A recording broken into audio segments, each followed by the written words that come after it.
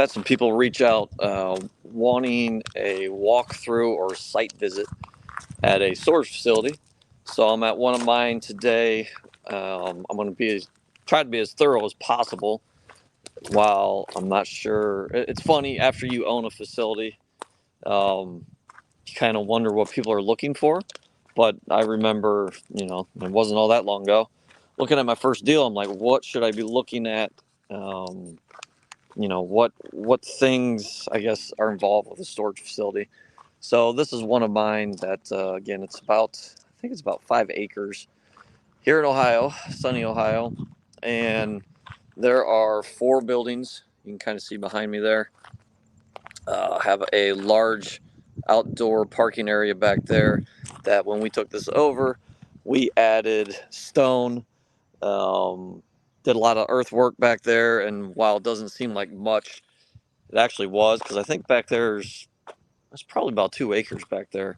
So it was quite a bit of work that we did do, that we had to do, as far as removing the topsoil, um, compacting, and then bringing in stone. It's quite a bit of work, was expensive, had a true excavator take care of that for me. So I didn't go with a local, just a guy in a bobcat. I went with an actual excavation company, which for me, I know that's important. I like to get um, contractors that are big businesses. I don't want to find, somebody and his cousin come out and try to figure it out on my dime. I don't want that. So I try to go with reputable contractors. But we'll walk down this aisle. Looks like someone's pulling out right now. Walk down this aisle. We're kind of at the end of the season here as far as weeds and stuff, so the weeds aren't terrible. This facility's pretty clean. Want to say these buildings are roughly 15 years old, maybe, which I guess seems kind of old, but in storage world, um, is pretty new. This one, I don't want to say wasn't taken care of, because the past owner absolutely took care of it, but they didn't. I don't think they sprayed the springs as much as you would hope. They also had long-term tenants here, which is part of it. But I'll give you a little bit of what we do here. This is a vacant unit, and we use just a simple combination lock that every single one of those locks have the same combination. So when someone moves in, they get the code automatically texted, emailed, and should be told to them over the phone if they call in. If they rent online, they get the code for that lock, texted and emailed to them. So there shouldn't be any issues. And then I'll show you here in a second. We've got a drop box up near the gate where they're supposed to put um, that lock there. And then we reuse them.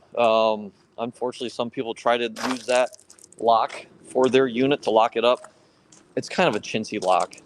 It is what it is, but we don't recommend doing that. What else? So this facility is, again, pretty well built, pretty well taken care of. Pretty big gutters, downspouts, go right into the ground. I will say I do have some facilities that don't have gutters or downspouts. Knock on wood, no issues right now, but that is something to look at. Talk to an inspector that can actually tell you, what's happening with the foundation and all of that stuff. Um, Here's another empty unit. We have a red tag on this one. So because people have been using our combination locks that we've been getting, um, I think don't quote me on price. It's $6 or $8 a lock, and technically we kind of probably pass that on to the customer in a way, but it's it becomes expensive when the more you scale and the more locks you have to keep buying. So we start buying those little red tags. While it doesn't necessarily secure an empty unit, this is a great town. Very low crime. We don't have really any issues here as far as crime. So I don't have a problem putting a red tag on an empty unit. And speaking of crime, the reason why I kind of came up with overlocking vacant units was because my first facility had a lot of crime, and I had people one, breaking in units. I had people doing drugs, probably drug deals, and also had people living in the units. And they would live in those vacant units that were not locked from the previous owner. So my first couple months, anytime I'd go on site, I would open up a vacant unit just because I was learning, how to run a storage facility. So I'd open a vacant unit, and there were at least a half dozen times where I found someone sleeping in there. I said, that's enough. I'm gonna start overlocking these vacant units. At the time, it seemed kind of weird, but over time, it's worked out. It gives us another system, another procedure in our operations. So here we have our gate. With this one, we do have a keypad leaving the facility. I do have a couple that just have a loop, which means when you drive up near the gate here, there's loop underground that basically is a sensor that knows when you're pulling up, and then the gate will automatically open. I like both ways. So for our facilities, people can only gain access between 6 a.m. and 9 p.m. If they're in here after 9 p.m. for this one, their gate code will not work and they're locked out. Or, well, for in this case, locked in. So with the ones that have the loops, they don't have that problem. So someone could come in at 8:58 through the entrance keypad, and they could be in here all night and leave at 2 a.m. and still be able to get out because there's no exit keypad. It's just a loop. So we have had some issues with that. Um, we're trying to work through that. So I don't know we've had people locked in facilities with the exit keypads, and they'll call at 9:05 and in a frantic because they can't get out. So I don't know which one's right or wrong. There's pros and cons to both. It's cheaper to only have one entrance keypad and not have the exit keypad, just have the loop. I don't know. I don't know what the right answer is. You just gotta kind of figure that out on your own.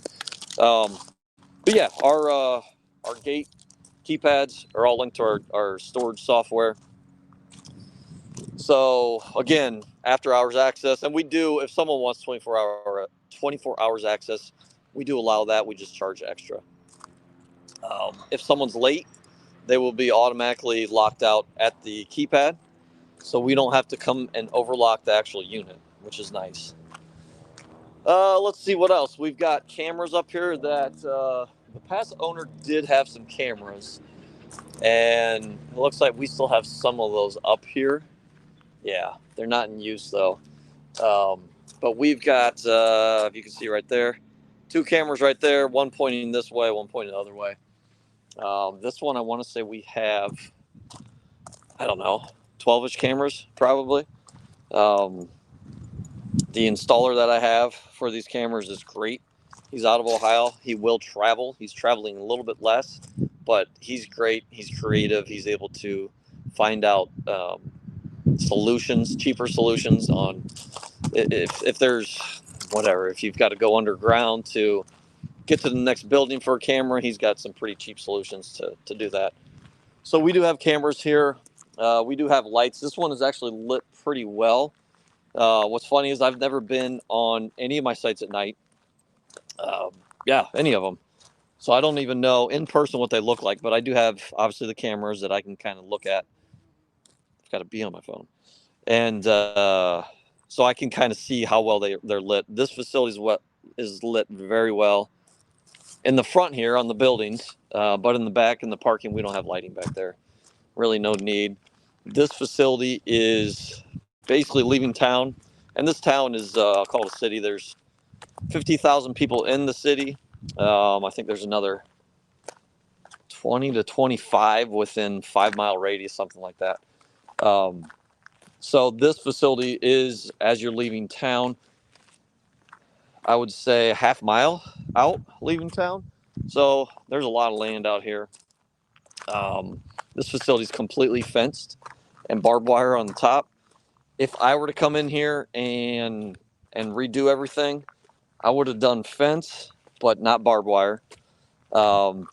Again, this city is super safe. In fact, I've got 3 sites in this town, soon to be 2 more, and I am 3 of, I think, 4 facilities in town, maybe 5 facilities in town that are fence and gated. All the other ones, even the big ones, do not have fence and gate, or maybe they have fence and no gate.